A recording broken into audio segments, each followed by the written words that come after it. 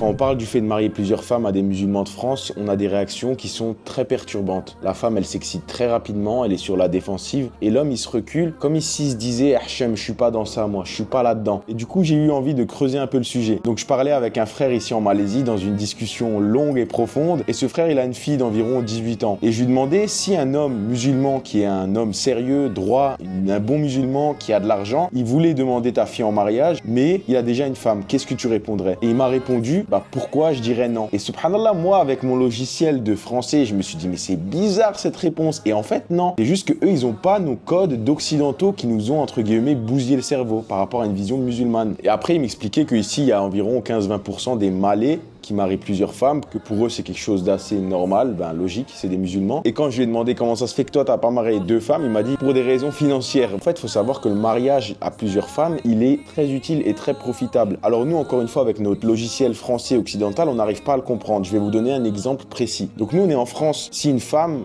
son mari il décède, elle a 3 enfants, elle est veuve, elle doit s'occuper de ses enfants, qu'est-ce qu'elle fait? Elle a la CAF, elle a les aides, hamdoulillah, tout va bien pour elle. Maintenant, si tu prends ne serait-ce qu'au bled chez moi en Tunisie, une femme dans cette situation-là, le gouvernement va lui donner peut-être 20 dinars, 6 € par mois pour assumer ses enfants. Qu'est-ce qu'elle va faire? Imagine en Indonésie, au Sénégal, ici dans les pays qui sont bien plus pauvres que chez nous. En fait, s'il n'y a pas des hommes qui vont marier et prendre en charge ces femmes-là, ça crée des troubles énormes dans la société. Pour ça qu'après le tourisme sexuel émerge, pour ça qu'après il y a plein de fléaux là-dedans parce qu'il n'y a pas des hommes qui ont pris en charge ces familles. Et c'est pour ça qu'autrefois, à la période islamique, en fait, il y avait des hommes qui partaient et qui revenaient pas en fait des conquêtes, par exemple. Qu'est-ce qu'ils vont faire ces femmes qui ont des enfants à éduquer, qui ont besoin en fait qu'on les prenne en charge? Et n'oublions pas que ces femmes-là, elles ont des besoins aussi relationnels, émotionnels. C'est pas juste une question financière. Alors maintenant, oui, pour nous, c'est difficile avec des logiciels occidentaux, mais il faut pas rejeter le mariage comme ça, comme si c'était hors de l'islam. On accepte l'islam et tout ce que ça comprend. Et d'ailleurs, petite parenthèse pour ceux qui disent que la femme, elle doit mettre ça dans le contrat de mariage et tout ça, c'est un peu tiré par les cheveux. Si vous avez des sources, ça m'intéresse. Maintenant, dernier point, oui, en tant qu'occidentaux, avec nos logiciels qui sont bousillés, qui sont matrixés par le système occidental, freedom, wokisme, etc., c'est très difficile. Et c'est pour ça qu'on s'offusque, c'est pour ça qu'on repousse tout ça. Mais en vérité, le mariage de plusieurs femmes, dans des cas précis, a des grandes vertus.